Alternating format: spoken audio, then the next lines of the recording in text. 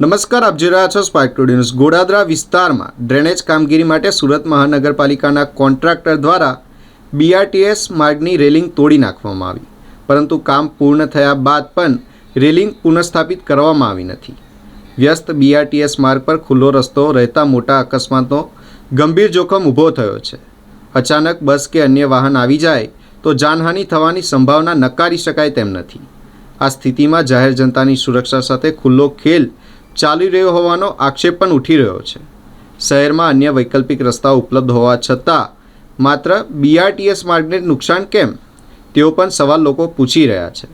આ મામલે કોન્ટ્રાક્ટરની બેદરકારી છે કે પછી SMCની નિષ્કાળજી?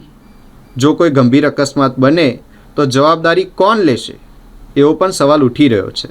સ્થાનિકોમાં આક્રોશ છે કે ગરીબના 1 ઇંચના બાંધકામ પર તાત્કાલિક કાર્યવાહી થાય છે તો અહીં સત્તાધીશો મૌન કેમ?